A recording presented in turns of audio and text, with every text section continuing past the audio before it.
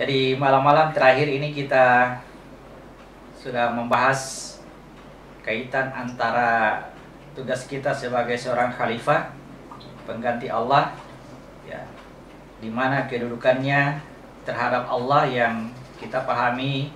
Allah tidak butuh untuk diganti, Allah tidak membutuhkan pembantu, kemudian Allah tidak memerlukan wakil atau apa ya yang bisa mewakili Allah untuk melakukan tugas-tugas menyatakan nama-nama baiknya. Jadi seluruh pekerjaan baik yang kita lakukan itu seluruhnya adalah perbuatannya Allah, ya, sedangkan perbuatan buruk yang kita lakukan, ya, Allah kembalikan kepada diri kita. Tentunya ini seharusnya kita sudah pahami dari pembahasan kemarin sebelumnya, ya. Berbeda dengan apa yang terjadi di luar diri kita, maka baik perbuatan kebaikan maupun perbuatan keburukan yang terjadi pada orang lain, pada mereka, maka semuanya itu datangnya dari Allah. Apapun alasannya, ya, semua bermuara atau berujung pada kehendak Allah atas terjadinya hal tersebut, ya. Namun itu ketika dibawa kepada diri kita sendiri, ya, ketika terjadi perbuatan kebaikan, kita dilarang untuk mengakui perbuatan itu, supaya, ya, perbuatan itu bisa memberikan manfaat kepada kita untuk kehidupan akhirat. Demikian ketika terjadi perbuatan buruk, Allah kembalikan perbuatan buruk itu kepada kita, ya, di mana dengan melakukan hal yang buruk, maka itu akan menjadi ancaman bagi kerusakan diri kita di akhirat kelak, ya, yang diistilahkan dengan sebutan neraka. Jadi kita upayakan untuk kita baca sendiri masing-masing, ya, siapkan Al-Qur'annya, sekaligus kita latih diri kita untuk bisa lebih lancar, lebih mudah membuka Al-Qur'an, ya. Ya, untuk melatih kita, ya, semakin mendekatkan diri kita kepada Al-Qur'an, ya, semakin kita bersemangat untuk membacanya, maka mari kita latih, ya. Jadi lanjutan malam ini adalah masih seputar antara kedudukan khalifah terhadap ketunggalannya Allah. Ayat yang akan kita bahas pertama yaitu pada surat ke-10 ayat 31. Silakan dibuka Al-Qur'annya masing-masing. Surat ke-10 ayat 31. Kelihatan, ya?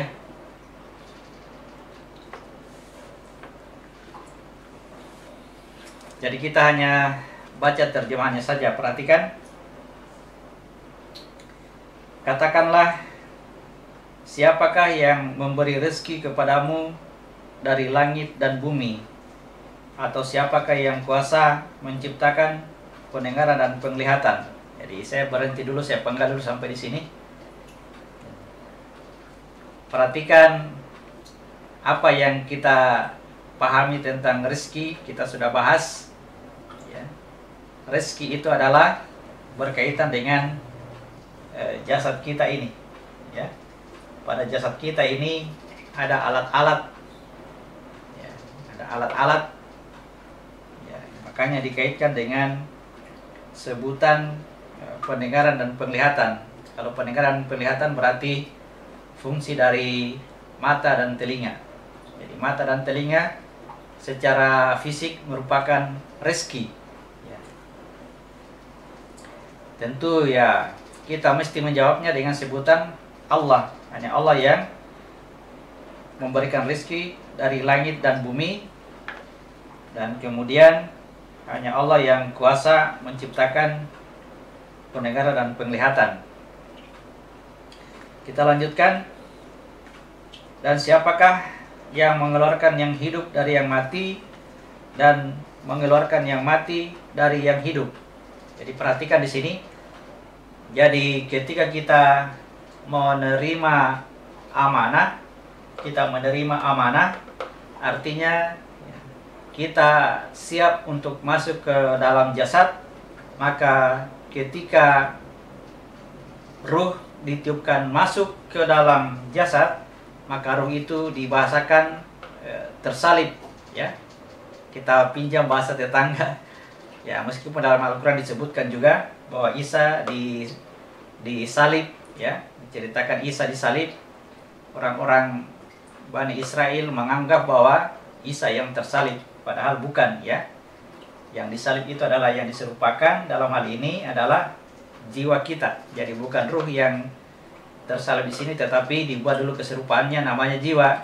Nah, ketika dia menerima amanah, maka jiwa ini dibahasakan dia mati di dalam, ya, di dalam jasad kita. Jadi aku mati dalam jasad. Lalu pertanyaannya kemudian, ya, ini akan dihidupkan dari yang mati tadi. Aku ini nanti akan dihidupkan kembali, ya, dari kematiannya di dalam jasad. Ya. Adapun sebutan mengeluarkan yang mati dari yang hidup, ya, mengeluarkan yang mati dari yang hidup, itu maksudnya ketika kita berada pada wilayah jiwa, kemudian di situ masih ada pengaruh-pengaruh hawa nafsu pada diri kita. Nah, yang bisa melakukan itu hanya Allah, yang bisa mengeluarkan pengaruh hawa nafsu itu hanya Allah, ya. Oke, kita bisa paham, ya, apa maksudnya Allah mengeluarkan yang hidup dari yang mati dan mengeluarkan yang mati dari yang hidup. Saya ulangi bahwa yang disebut dengan mengeluarkan yang hidup dari yang mati adalah, ya, mengembalikan fungsi-fungsi atau kekuatan ruh dalam jasad kita, ya, sehingga dia lebih kuat daripada kekuatannya hawa nafsu. Ya, adapun mengeluarkan yang mati dari yang hidup adalah, ya, bagaimana Allah menghilangkan atau mengurangi, ya, kekuatan hawa nafsu yang terjadi pada jiwa kita. Tentu, ya, kan jawabannya adalah kita harus menjawabnya dengan Allah. Allah yang mengeluarkan yang mati dari yang hidup dan mengeluarkan yang hidup dari yang mati. Ya, pertanyaannya, maka mengapa kamu tidak bertakwa kepadanya? Artinya itu semua tadi merupakan fasilitas bagi kita untuk bisa mengeluarkan diri kita dari keadaan zalim dan bodoh pada tempat terendah ini, ya, zalim dan bodoh, kemudian diangkat kepada derajat takwa yang pada bagian atas. Inilah dimensi rahasia pada diri kita. Jadi yang dimaksud pergerakan takwa itu adalah bergeraknya naik, ya, bergeraknya naik, ya. Jadi setelah kita memahami pemahaman tadi, pengertian tadi, bahwa maka kita meyakini bahwa terjadinya pergerakan naik pada diri kita dari kezaliman dan kebodohan, kemudian terangkat sampai mencapai derajat muttaqin, orang-orang yang betul-betul bertakwa, itu adalah karena pertolongannya Allah, ya. Jadi dalam hal ini, ya, meskipun kita diberikan ilmu, diberikan teknik, diberikan petunjuk dan sebagainya, kita tetap berkeyakinan bahwa kalau bukan Allah yang menolong kita, yang akan mengeluarkan kita dari yang mati atau mengeluarkan yang mati dari yang hidup, ya, kalau bukan Allah maka kita tidak akan bisa mencapai derajat muttaqin. Ya. Keyakinan seperti ini mempercepat perjalanan aku dari tempat kezaliman dan kebodohan menuju kepada derajat takwa. Kenapa keyakinannya, dengan berkeyakinan seperti itu bisa membuat perjalanan kita lebih cepat? Ya, karena tidak dilandasi atau tidak didasari oleh kesombongan. Jadi seminimal mungkin kita kurangi bisikan di dalam diri kita bahwa kita berpengetahuan, kita berkemampuan, kita diberi hidayah oleh Allah, diberi petunjuk sehingga bisa melakukan sesuatu untuk, ya, mencapai derajat muttaqin. Oke ya.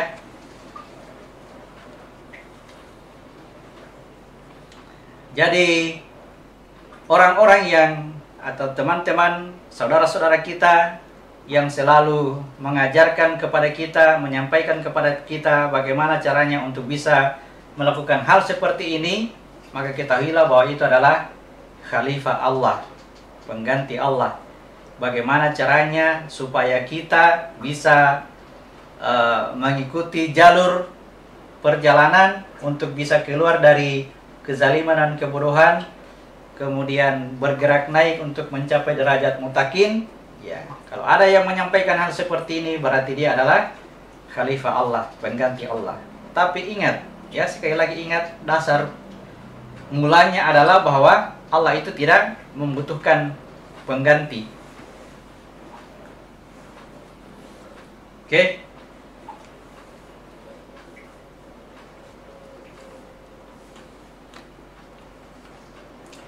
Kemudian kita lanjutkan di surat, kita lanjutkan ke surat 35 ayat 3.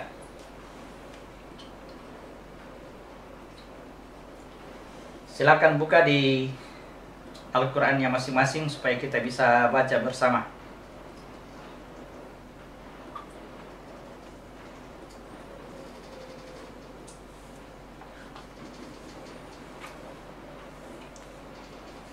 Baik, surat 35 ayat 3. Wahai manusia, wahai sekalian manusia, wahai manusia, ingatlah akan nikmat Allah kepadamu. Ingat akan nikmat Allah kepadamu. Jadi yang kita mesti perjelas lagi yang mana yang disebut dengan nikmat Allah, ya. Nanti di surat Ar-Rahman berkali-kali diingatkan nikmat Allah mana lagi yang kamu dustakan. Fabi ayyi ala'i rabbikuma tukadziban. Nikmat Allah lagi, nikmat Allah yang mana lagi yang kamu dustakan, sampai berkali-kali diingatkan itu. Jadi harus kita ketahui yang mana yang disebut dengan nikmat Allah. Jadi nikmat Allah adalah, wilayahnya adalah jasad kita sendiri. Segala kenikmatan itu adanya di sini, ya, adanya di jasad kita. Ya. Kita merasakan kenikmatan karena kita berada dalam istana yang indah, ya. Kalau kita merasakan nikmat berada dalam istana yang indah, kenapa bisa merasakan kenikmatan? Karena kita punya mata. Ya, seandainya ada mata, kita tidak tahu berada di istana yang indah atau di gubuk yang reot, itu tidak ada. Tidak bisa kita lihat. Ketika diberikan kenikmatan berupa makanan dan buah-buahan yang sangat lezat, ya, apakah itu kenikmatan? Kenikmatannya itu pada jasad kita. Ketika ini lagi sehat bugar, maka kita bisa merasakan kenikmatan makanan itu. Tetapi kalau jasad kita dalam kondisi sedang sakit, makanan apapun yang dihidangkan di hadapan kita itu terasa tidak nikmat. Oke ya, jadi yang ingat nikmat Allah yang diberikan kepadamu itu adalah jasad kita sendiri. Ya, jasad kita. Nikmat apa lagi yang kamu dustakan? Ya, perhatikan jasadmu ini. Ya. Dialah hartamu, dialah rezekimu, dialah nikmat Allah yang diberikan kepadamu. Ya. Kemudian, ya, sesudah nikmat berupa harta dan rezeki, ada lagi nikmat yang lain yang lebih penting adalah nikmat masuknya ruh ini ke dalam jasad kita. Ya, ini juga Faskuru nikmatallahi is kuntum a'daan fa'alafa baina qulubikum. Ingatlah nikmat Allah ketika dahulu kamu bermusuh-musuhan, ya, lalu Allah mempersatukan hatimu. Ya. Bagaimana caranya Allah mempersatukan hatimu? Dengan mengutus ruh sebagai rahmatnya. Jadi itu namanya nikmat Allah berupa ruh yang menjadikan kita menyadari, mengetahui tentang nikmat itu sendiri. Wahai manusia, ingatlah akan nikmat Allah kepadamu. Kemudian pertanyaannya, adakah pencipta selain Allah? yang dapat memberikan rezeki kepada kamu dari langit dan bumi? Ya, adakah pencipta selain Allah yang memberikan rezeki kepadamu dari langit dan bumi? Nah, kalau kita menjawab Allah, maka kita akan pahami bahwa rezeki apapun yang datang kepada kita itu ya, semuanya dari Allah tanpa perantara. Ya, tidak ada perantara. Jadi jangan memahami bahwa atau jangan berkeyakinan bahwa rezeki itu tidak langsung datang dari Allah, tetapi melalui orang lain. Nah, itu keyakinan seperti inilah yang diingatkan oleh Allah, bahwa Allah itu ya lam yalid wa lam yulad. Allah itu tidak beranak dan tidak pula diperanakan. Ya. Artinya ya, Allah itu tunggal.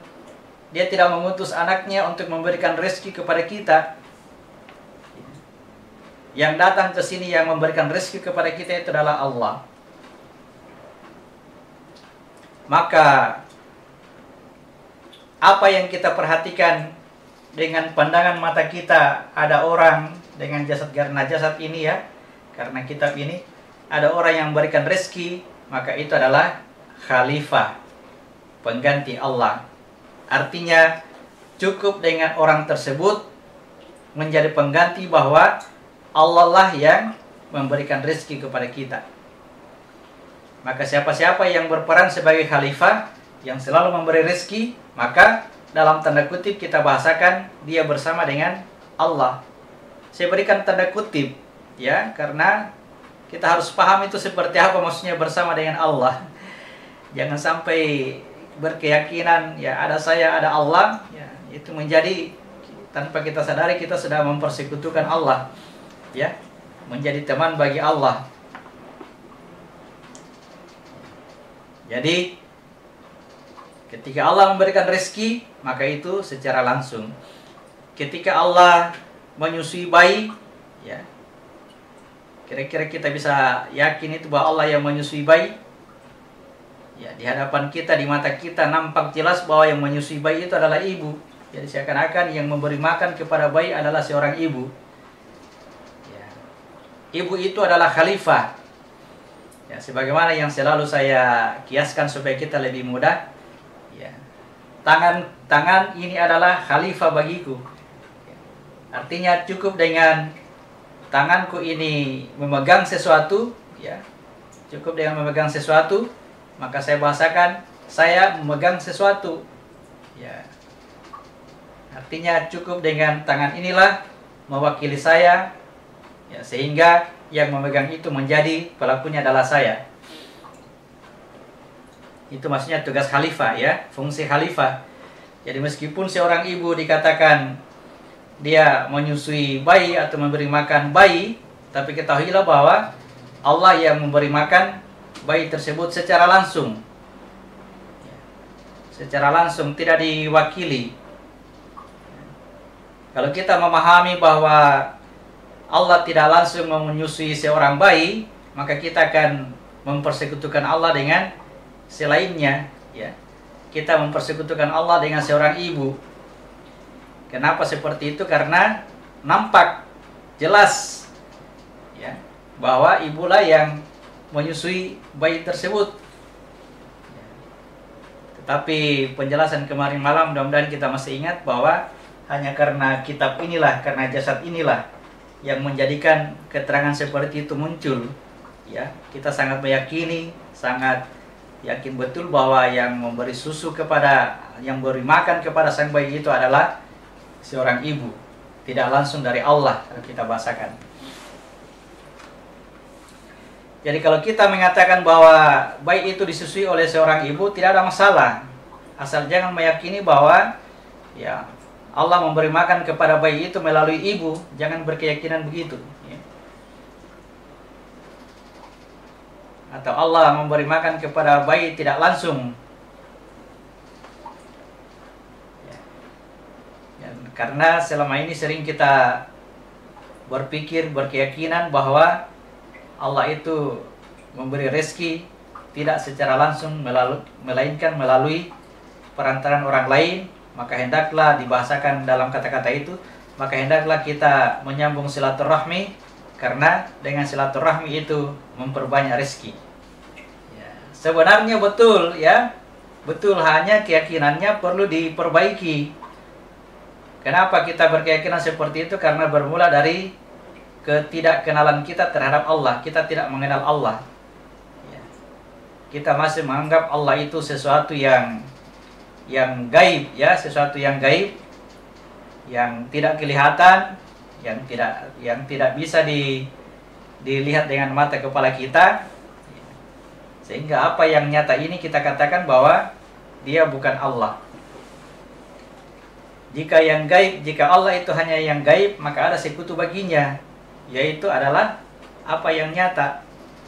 Tetapi kalau kita yakin betul, paham betul bahwa Allah itu meliputi yang gaib dengan yang nyata, maka tidak ada yang nampak di hadapan kita ini selain Dia. Oke, saya lanjut.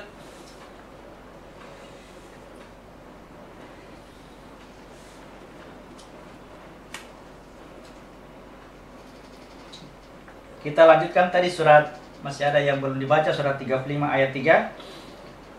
Adakah pencipta selain Allah yang dapat memberikan rezeki kepada kamu dari langit dan bumi?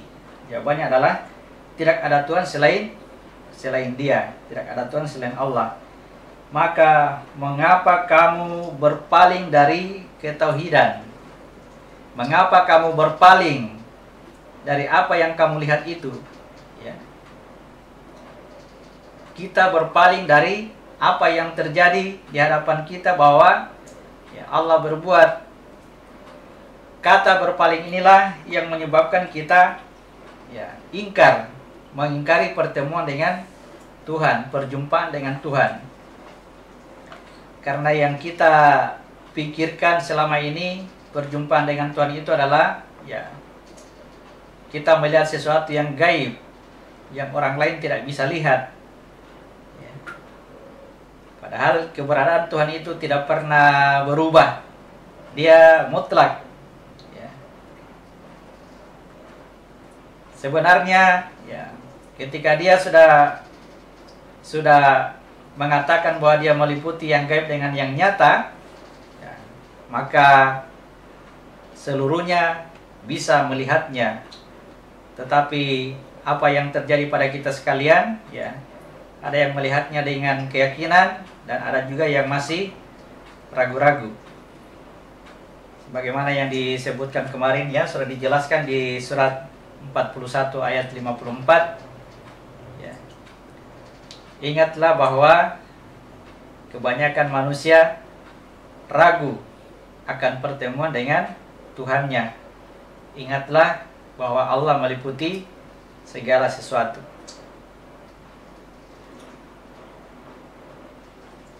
Oke. Jadi biasakanlah dari penjelasan seperti ini, ya, biasakanlah mengamati apa-apa yang nyata saat ini, ya. Silakan mengamati apa yang nyata, ya. Karena ini akan kita bawa dalam praktek sholat, ya. Dalam praktek sholat, sebelum kita mengucapkan kalimat asyhadu an la ilaha illallah, aku bersaksi tiada Tuhan selain Allah. Ya, sebelum itu terjadi, supaya sama antara perkataan dengan keyakinan kita, maka latihlah diri kita bahwa ya, kita melihat segala sesuatu adalah ya, kita sebut tidak ada yang lain selain Dia. Terhadap segala sesuatu ini, maka tidak ada yang lain selain Dia.